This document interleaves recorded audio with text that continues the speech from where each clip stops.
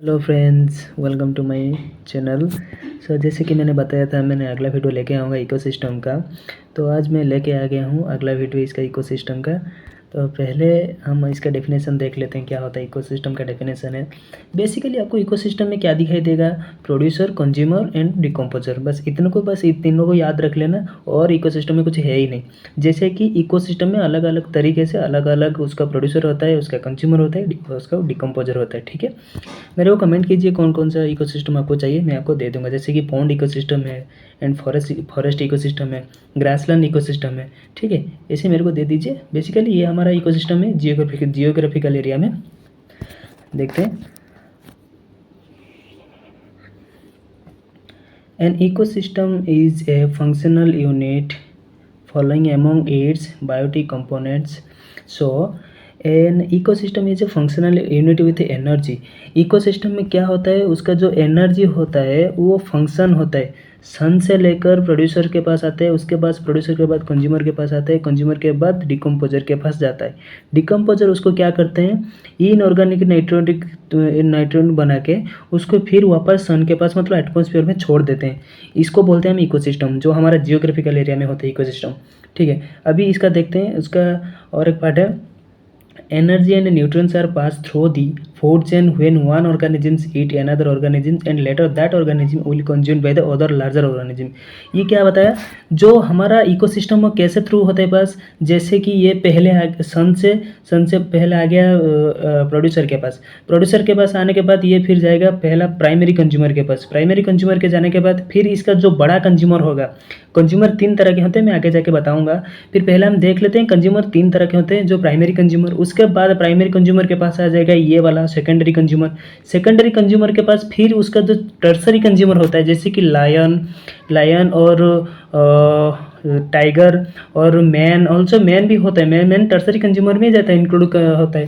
ठीक है, ये उसी फूड चेन में एनर्जी जो पास थ्रू होता है एक से पहले, उसके बाद फिर ये जो जितने भी होते हैं कंज्यूमर होते हैं, ये उनके थ्रू पास ही होता है इकोसिस्टम में। ठीक है, तो हम इसका अभी देख लेते हैं कितना कैरेक्टरिस्टिक। तो जैसे कि मैंने बताया, इसका कैरेक्टरिस्टिक ये, जैसे कि इट हैज़ 3 कैरेक्टरिस्ट, जैसे प्रोड्यूसर, कंज्यूमर एंड डिकम्पोजर। ठीक है, ये प्रोड्यूसर, कंज्यूमर एंड डिकम्पोजर जो 3 कैरेक्टरिस्टिक मैंने दिए रखे हैं इसके थ्रू, ये इकोसिस्टम में ये तीनों ही काम करते हैं। जो हमारा जियोग्राफिकल इकोसिस्टम होता है, ये तीनों ही ये इकोसिस्टम में काम करते हैं। जो हमारा इकोसिस्टम होता है, पहला आता है प्रोड्यूसर, उसके बाद आता है कंज्यूमर, उसके बाद आता है डिकम्पोजर। ये तीनों जो होते हैं, ये जियोग्राफिकल एरिया में जो एनर्जी आता है इनके थ्रू ये पास करते हैं, फिर वापस एटमॉस्फेयर के थ्रू। ठीक है, पहले प्रोड्यूसर के पास आ जाएगा, फिर एनर्जी, फिर उसके बाद कंज्यूमर के पास जाएगा। फिर ये दोनों जब ये हो जाएंगे, मतलब डेड हो जाएंगे, तो क्या होगा, जो डिकम्पोजर रहेगा वो उसको इनऑर्गेनिक न्यूट्रिएंट के थ्रू फिर उसके वापस एटमॉस्फेयर में छोड़ देगा। ठीक है, ये तीनों एक वाइटल रोल प्ले करते हैं एटमॉस्फेयर में। ठीक है, जो एनर्जी हमारा होता है इकोसिस्टम में, ये तीनों उसको क्या करते हैं, इधर उधर करके फिर वापस एटमॉस्फेयर में छोड़ते हैं। ठीक है, पहले कौन आता है, प्रोड्यूसर आता है। ठीक है, प्रोड्यूसर के बारे में देखते हैं। प्रोड्यूसर ज़्यादातर ग्रीन प्लांट्स होते हैं। Producer are known as green plants where solar energy converted to into chemical energy. Producer जो जितने होते हैं, उधर क्या होता है, उनका जो सोलर एनर्जी जो आता है सन से, वो क्या करते हैं, उसको केमिकल एनर्जी के थ्रू, जैसे कि जो होता है शुगर, ये जो शुगर है इसको केमिकल एनर्जी करके उसको कौन सा प्रोसेस में, फोटोसिंथेसिस प्रोसेस में। ये फोटोसिंथेसिस प्रोसेस के थ्रू ये अपना जो फूड होता है वो अपने खुद तैयार करते हैं। ठीक है, ये सोलर एनर्जी जो जितने भी आते हैं उसको क्या करते हैं, केमिकल एनर्जी करके फिर वापस छोड़ते हैं। मतलब केमिकल एनर्जी करके फिर वापस किधर छोड़ते हैं, एटमॉस्फेयर में, ताकि जो ऑक्सीजन है वो, अगर ऑक्सीजन नहीं छोड़ेंगे तो जो जितने भी लिविंग ऑर्गेनिजम्स है वो तो मर जाएंगे ना। तो ऑक्सीजन नहीं आएगा तो क्या होगा, मर जाएंगे ना, इसके लिए। ठीक है, जो ये इसको बताया गया है कि फोटोसिंथेसिस के थ्रू ये प्रोड्यूसर क्या करते हैं, अपना फूड जो वो खुद तैयार करते हैं। इसकी वजह से इनको ऑटोट्रॉफ कहा जाता है। जो अपना फूड तैयार करते हैं ये लोग, सिर्फ ग्रीन प्लांट्स ही होते हैं जो फोटोसिंथेसिस के प्रोसेस में अपना फूड खुद तैयार करते हैं। इनके ये जो फोटो खुद तैयार करते हैं, इसी सेंस में उनको। फिर उसके आते हैं कंज्यूमर के बारे में। ठीक है, कंज्यूमर जो होते हैं वो डिपेंड करते हैं किसके ऊपर, ऑटोट्रॉफ के ऊपर, फॉर देयर फूड डायरेक्टली और इनडायरेक्टली। ठीक है, जो कंज्यूमर, हमारे जितने भी कंज्यूमर है जियोग्राफिकल एरिया में, वो सब डिपेंड करते हैं प्रोड्यूसर के ऊपर में। ठीक है, जितने भी हमारा कंज्यूमर होते हैं, मतलब जितने भी कंज्यूमर नहीं है, मतलब जितने भी प्राइमरी कंज्यूमर होते हैं वो प्रोड्यूसर के ऊपर थ्रू डिपेंड करते हैं उनके मतलब क्या फूड के लिए। ठीक है, they also known as a heterotroph, क्योंकि वो डिपेंड करते हैं इसके ऊपर, इसकी वजह से वो उनको हेट्रोट्रॉफ कहा जाता है। कंज्यूमर को बेसिकली हेट्रोट्रॉफ कहा जाता है। ठीक है, ये थोड़ा याद रखना कंज्यूमर को। तो हम देखते हैं अभी कंज्यूमर कितने तरह के होते हैं। ठीक है, कंज्यूमर जो वो 3 तरह के होते हैं। पहले प्राइमरी कंज्यूमर, उसके बाद सेकेंडरी कंज्यूमर, उसके बाद टर्सरी कंज्यूमर। ठीक है, ये है प्राइमरी कंज्यूमर, ये सेकेंडरी कंज्यूमर, ये भी ऑल्सो सेकेंडरी कंज्यूमर होता है। ठीक है, ये टर्सरी कंज्यूमर में नहीं जाता है, ये सेकेंडरी कंज्यूमर में जाता है। ठीक है, टर्सरी कंज्यूमर में ये जाता है, जो ईगल है ये जाता है टर्सरी कंज्यूमर में। तो प्राइमरी कंज्यूमर कौन है? प्राइमरी कंज्यूमर वो होते हैं जो डायरेक्टली प्लांट के ऊपर डिपेंड करते हैं। ठीक है, प्राइमरी कंज्यूमर जो जितने भी होते हैं ये क्या करते हैं, वो डायरेक्टली प्लांट के ऊपर, प्लांट के थ्रू डिपेंड होते हैं, ये किसी को नहीं खाते। जैसे ग्रास ऊपर से ये जो भी होते हैं ये प्लांट के ऊपर नहीं डिपेंड करते। उसके बाद है सेकेंडरी कंज्यूमर। जो सेकेंडरी कंज्यूमर होते हैं ये दोनों प्लांट के ऊपर, मतलब दोनों नहीं, प्राइमरी कंज्यूमर के ऊपर डिपेंड करते हैं। जो सेकेंडरी कंज्यूमर होते हैं ये प्राइमरी कंज्यूमर के ऊपर डिपेंड करते हैं।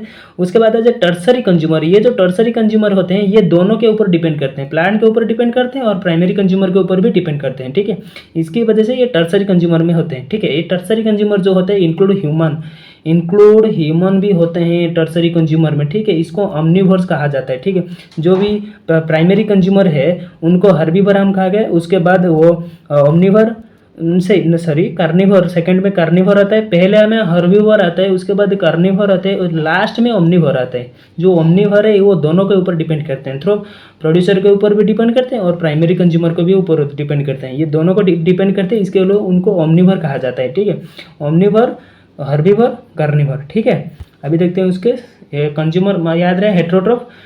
अभी उसका डिकम्पोजर, अब बारी आती है डिकम्पोजर की बारी। ठीक है, डिकम्पोजर जो होते हैं भाई, ठीक है, अब बारी आती है डिकम्पोजर के बारे में। डिकम्पोजर जो होते हैं वो बैक्टीरिया तो होते हैं। डिकम्पोज जितने भी होते हैं हमारा जो जियोग्राफिकल एरिया में, वो सारे बैक्टीरिया ही होते हैं। डिकम्पोजर उनको बैक्टीरिया कहा जाता है, जो कि डिपेंड करते हैं बोथ ऑटोट्रॉफ एंड हेट्रोट्रॉफ, जो बोथ दोनों के ऊपर डिपेंड करते हैं। क्योंकि ये जो ऑटोट्रॉफ और हेट्रोट्रॉफ जितने भी प्रोड्यूसर और कंज्यूमर रहे हैं वो मर जाएंगे, उनको उनका जो डेड बॉडी है उनको डिकम्पोज करके फिर उसका जो न्यूट्रिएंट है वो लोग ले जाएंगे, फिर जितना भी बाकी रहेगा न्यूट्रिएंट्स वो उनको एटमॉस्फेयर में भेज देंगे। इसके ये यही काम करते हैं, इसके लिए इनको सैप्रोट्रॉप्स कहा जाता है। सैप्रोट्रॉप्स, ठीक है, सैप्रोट्रॉप्स में याद रखना, सैप्रोट्रॉप्स डिकम्पोजर को कहा जाता है। These organisms are most important for to our environment. ठीक है, ये ऑर्गेनिज्म जो जितने भी होते हैं ये हमारे एनवायरनमेंट के लिए मोस्ट इंपॉर्टेंट होते हैं, क्योंकि ये अगर नहीं रहेंगे तो हमारा एनवायरनमेंट मतलब सेफ नहीं रहेगा, क्लीन नहीं रहेगा। जितने भी हमारा जो प्रोड्यूसर और कंज्यूमर है, अगर वो उनका डेड बॉडी उनको डिकम्पोज नहीं होगा, उनका डिग्रेडेबल नहीं जाएगा, फिर because they are play a vital role of environment to keep safe and clean. ये जो जितने होते हैं ये एक महत्वपूर्ण जो बोलते हैं महत्वपूर्ण गुरुत्वपूर्ण उनको रखते हैं, रोल रखते हैं एनवायरनमेंट के ऊपर, जो कि एनवायरनमेंट को सेफ एंड क्लीन रखता है। ठीक है, ये अगर डिकम्पोजर नहीं करेंगे तो हमारा कौन सा भी डिग्रेडेबल जितने भी ऑर्गेनिजम्स है वो डिग्रेडेबल नहीं होगा। ठीक है, ये क्या कौन कौन होते हैं? फंजाई होते हैं, बैक्टीरिया होते हैं, प्रोटिस्ट होता है, इंसेक्ट होता है, वर्म्स होते हैं, ये इनको हम डिकम्पोजर कह देते हैं। ठीक है, डिकम्पोजर याद रखना सैप्रोट्रॉप्स। ठीक है, सैप्रोट्रॉप्स इनको कहा जाता है, सैप्रोट्रॉप्स। तो पहला आ गया क्या क्या बोलते हैं उसको हमको, जो प्रोड्यूसर, ऑटोट्रॉफ, उसके बाद हेट्रो, उसके बाद सैप्रोट्रॉप्स। ओके, ये याद रखना, ऑटोट्रॉफ, हेट्रोट्रॉफ, सैप्रोट्रॉप्स। इसके बाद हम देखते हैं उसका ट्रॉफिक लेवल। तो ट्रॉफिक लेवल देखने से पहले हम इसको देख लेते हैं थोड़ा। जो थर्मोडायनेमिक्स का 2 रूल होते हैं, दो रूल के थ्रू इनको बताया गया कि एनर्जी कैसे पास होता है थर्मोडायनेमिक्स से। तो पहला रूल क्या होता है थर्मोडायनेमिक्स का? The energy is neither created nor destroyed but it transferred from one state to another. जो पहला जो थर्मोडायनेमिक्स रूल होता है वो क्या बोलता है? एनर्जी ना कि क्रिएट हो सकता है, ना कि उसको डिस्ट्रॉय किया जा सकता है। इस ये जब एनर्जी आ जाएगा इसके ऑटोट्रॉप, मतलब ऑटोट्रॉप के पास आ जाएगा, उसको ना कि ऑटोट्रॉप खुद क्रिएट करता है, ना कि उसको डिस्ट्रॉय भी कर सकता है। ये क्या करता है, ये क्या कर सकते हैं, इसको ट्रांसफर कर सकते हैं one from to one from sorry transfer from one state to another. ये वन फॉर्म से और एक स्टेट में उसको ट्रांसफर किया जाता है, जो कि थर्मोडायनामिक का पहला रूल बताता है। और उसका सेकंड रूल क्या बताता है, the second law state that the energy can not be transferred 100% from one two another. तो ये क्या बताया कि इसका जो एनर्जी आता है, जो किधर आता है, सन के पास आता है, ये जो 10% आया है एनर्जी, ये 10% नहीं जाएगा। जो 10% आया है एनर्जी, ये 10% नहीं जाएगा, ये ओनली 10% से फिर 1% जाएगा, फिर 1% से ये फिर 0.1% जाएगा, फिर 0.1%, फिर 0.01% जाएगा। इसके लिए इसको सेंट परसेंट, ये जो भी 10% आया, ये सेंट मतलब टोटल 10% नहीं जाएगा इसके पास। जो डिकम्पोजर के लास्ट के पास जाता है एनर्जी, ये 10% नहीं जाएगा। ये 10% पहले आ गया, 10% के बाद इसका जो कंज्यूमर के पास जाएगा वो 1% जाएगा, 1% फिर सेकेंडरी कंज्यूमर के पास जाएगा, फिर 0.01% जाएगा, उसके बाद टर्सरी कंज्यूमर के पास जाएगा, फिर 0.01% जाएगा, और लास्ट में जितने भी बचेगा वो डिकम्पोजर के पास जाएगा। ये इसके लिए थर्मोडायनामिक्स रूल दिया गया है, ताकि समझ में अच्छे से समझ में आ जाए। ठीक है, तो थोड़ा इसका कंक्लूजन देख लेते हैं। थोड़ा कंक्लूजन लिखना मत भूलना। तो कंक्लूजन में क्या बताया कि कंक्लूजन बताए कि thus the flow of energy from autotroph to heterotroph is an unidirectional form. तो एनर्जी जो आता है ऑटोट्रोप टू हेटेरोट्रोप, ये एक ऑन डायरेक्शनल फॉर्म में जाता है। ठीक है, ये डायरेक्ट इधर से नहीं जाता और इधर को नहीं आता और इधर को नहीं आता, ये एक ऑन डायरेक्शनल फ्लो में होता है। प्रोड्यूसर के बाद, उसके बाद कंज्यूमर के पास जाएगा, उसके बाद डिकम्पोजर के पास जाएगा।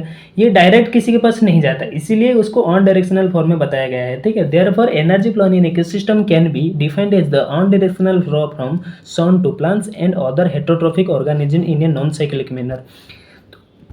जो पहले आ गया प्रोड्यूसर के पास, उसके बाद कंज्यूमर के पास, उसके बाद डिकम्पोजर के पास। ठीक है, ये जो एक नॉन साइक्लिक मैनर होता है, ये तो पहले आता है सन के पास आता है, जो सोलर एनर्जी आता है प्रोड्यूसर के पास।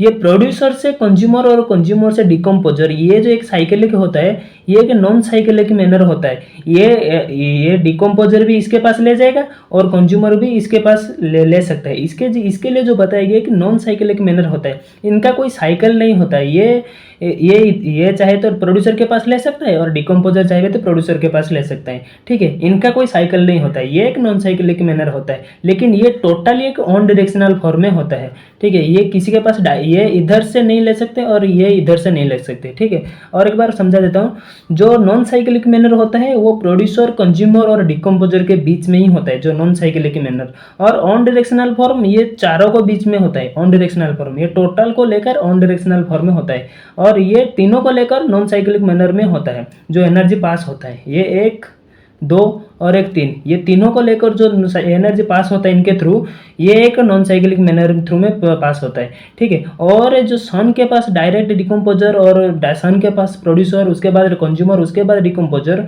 ये ऑन डायरेक्शनल फॉर्म में होता है। उसके बाद देखते हैं ट्रॉफिक लेवल। जो ट्रॉफिक लेवल साधारण इस मतलब ये कुछ ज़्यादा नहीं है। ये बताया गया कि ट्रॉफिक लेवल में, जो मैंने पहले ही बता दिया था, ट्रॉफिक लेवल का जो 100% आता है, 100% के बाद उसका जो नेक्स्ट लेवल होता है, उसके पास 10% जाते हैं, और उसके बाद 1% जाते हैं, और उसके बाद 0.1% जाते हैं, और उसके बाद 0.1% जाता है। ये बस ऐसे ही इसके लिए बताया गया कि in 1942, Lindemann suggested 10% rule for transfer of energy from one traffic level to another succeed traffic level। जो लिंडमैन थे वो 1942 में एक सजेस्टेड किए कि जो 10% रूल, ठीक है, ये 10% रूल सजेस्टेड किए कि जो एनर्जी हमारा पास होता है इकोसिस्टम में, वो ओनली 10% ही पास होता है। बाकी जो 90% होता है वो हीट और जो क्या होते हैं डिग्रेडेबल में उसका लॉस्ट हो जाता है। This law states that rate of energy from one trophic level to other next trophic level is the order of 10%। जो एक ट्रैफिक लेवल से और दूसरे ट्रैफिक लेवल को जाता है वो ओनली 10% ही जाता है। ठीक है, which means only 10% will remain to the next trophic level and the rest 90% will be lost through respiration और degradation।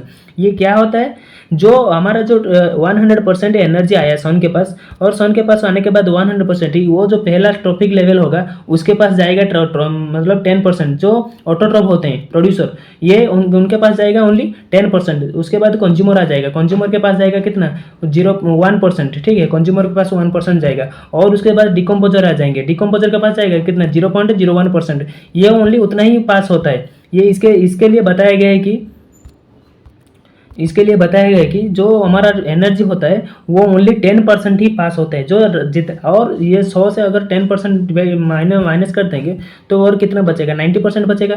90% क्या हो जाए, 90% ओनली रेस्पिरेशन और डिग्रेडेशन में उसी लॉस्ट हो जाएगा। मतलब हीट और जो रेस्पिरेशन और डिग्रेडेशन होता है उन पे ही वो लॉस्ट हो जाएगा। ठीक है, बस इतना ही, और नेक्स्ट मिलते हैं नेक्स्ट वीडियो के पास।